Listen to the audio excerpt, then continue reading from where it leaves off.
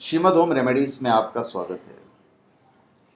और हम आपको बताएंगे कि महाभारत युद्ध के बाद हमारी भारत की स्थिति कैसी हो गई थी।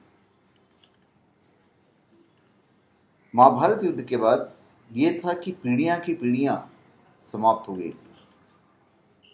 लाखों महिलाएं, करोड़ों महिलाएं थी, करोड़ों महिलाएं भरी जवानी में विधवा हो गई थी। लाखों महिलाओं के समक्ष पुरुषों का संकट खड़ा हो गया था। उनके विवाह के लिए पुरुषों का होना भी तो जरूरी है। आप सोच ही सकते हैं कि जब 1 करोड़ के आसपास की संख्या में लोग खत्म हो गए, उस वक्त हमारी पृथ्वी की जो आबादी थी वही 6-7 करोड़ थी। समाज में एक धर्म संकट की स्थिति खड़ी हो गई थी। समाज का नेतृत्व करने वाला कोई नहीं था। राज्य बिखर रहे थे। इतने लोग नहीं थे कि वे राज्य का व्यवस्था को संचालित करते। इस युद्ध के परिणाम स्वरूप भारत से वैदिक धर्म, समाज, संस्कृति और सभ्यता का पतन हो गया था। इस युद्ध के बाद से ही अखंड भारत बहुधर्मी और बहुसंस्कृति का देश बनकर खंड खंड होता चला गया। पांडव युद्ध तो जीत गए, संपूर्ण देश के चक्रवर्ती राजा बन गए, लेकिन उनके पास क्या था? कुछ भी नहीं। खुद पांडव लोग को राजपाट की इच्छा नहीं थी। उनका मन वैराग्य से ओतप्रोत हो रहा था। युधिष्ठिर ने भी अंत में क्या किया?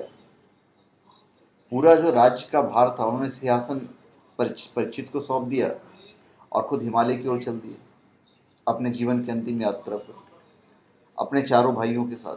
द्रौपदी भी साथ में थी। उनसे पहले ही धृतराष्ट्र और गांधारी हिमालय चले गए थे। वहीं सभी का अंत हो गया। हमारा देश उस युद्ध के बाद बर्बाद हो गया। विदेशी लोग भारत में आकर बसने लगे, लूटने लगे, आक्रमण करने लगे। यवन, शक, हूण और कुषाणों का आक्रमण तो बहुत बाद में शुरू हुआ। उसके पहले महाभारत के बाद तो भारत के हजारों लाखों लोग ने कालांतर में भारत से बाहर निकलकर दूसरे देश में सेटल होना शुरू हो गए, अरब में, तुर्क में। उस युद्ध के बाद हमारा समूचा आर्यावर्त खंड खंड हो गया, देश टुकड़ों में बट गया। सैकड़ों वर्ष तक खामोशी छाई रही। लोग अपने अपने तरीके से जी रहे थे। नए नए धर्मों का विकास होने लगा। चीन, एशिया, रशिया, इंडोनेशिया, मलेशिया, सब जगह हमारे लोग चलते चले गए, सब फैलते चले गए। धर्म का नया मार्ग खुल गया। इस बात का वर्णन कोई नहीं करता कि किस तरह जैन हिंदू संतों ने अरब, यूरोप और रशिया में जाकर धर्म का प्रचार प्रसार किया, जिसके चलते वहां कबीलों में जी रही मानव सभ्यता को ज्ञान की एक नई रोशनी मिली। धीरे धीरे धर्म का केंद्र तक्षशिला बन गया और फिर वहां से हटकर मगध के पाटलिपुत्र में आ गया, जो कि बाद में घातक सिद्ध हुआ। गर्ग संहिता में महाभारत के बाद के इतिहास का उल्लेख मिलता है। अयोध्या कुल के मनु की 94 पीढ़ी में बृहद्रथ राजा हुए। उनके वंश के राजा क्रमशः थे सुमादि, सुतश्रव, अयुतायु, निर्मित्र, सुकृत, बृहत्कर्मण, सेनाजित, विभु, सुचि, क्षेम, सुव्रत, निवृत्ति, त्रिनेत्र, महासेन, सुमति, अचल, सुनेत्र, सत्यजित, वीरजित और आर्य। इन्होंने मगध पर क्षेम धर्म से पूर्व राज किया था। जो बृहद्रथ थे वो मतलब जरासंध के वंश से थे। तो उस रूप में 3233 विश्व पूर्व में रिपुंजय तक, 2011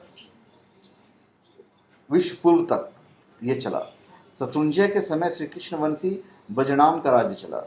बाद में यादवों के वंश मिथिला, मगध, विदर्भ, गोंडल, जैसलमेर, करौठी, फिर काठियावाड़, सतारा, दक्षिण मथुरा, पांड्य देश, पल्लव आदि विभिन्न खंडों में बिखर गए। महाभारत के बाद कुरु वंश का अंतिम राजा नीचक्षु था।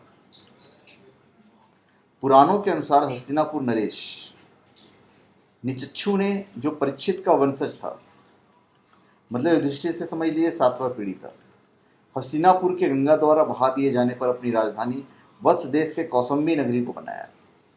इसी वंश की 26वीं पीढ़ी में बुद्ध के समय में कौसंबी का राजा उद्यन था। निचच्छू और कुरुओं के कुरुक्षेत्र से निकलने का उल्लेख सांख्यान स्रोत सूत्र में भी है। तो ये युद्ध के बाद हमारे देश की स्थिति हुई, भारत की स्थिति हुई। तो धन्यवाद। आप हमारे चैनल पे सब्सक्राइब करें और अपने कमेंट दीजिए। धन्यवाद।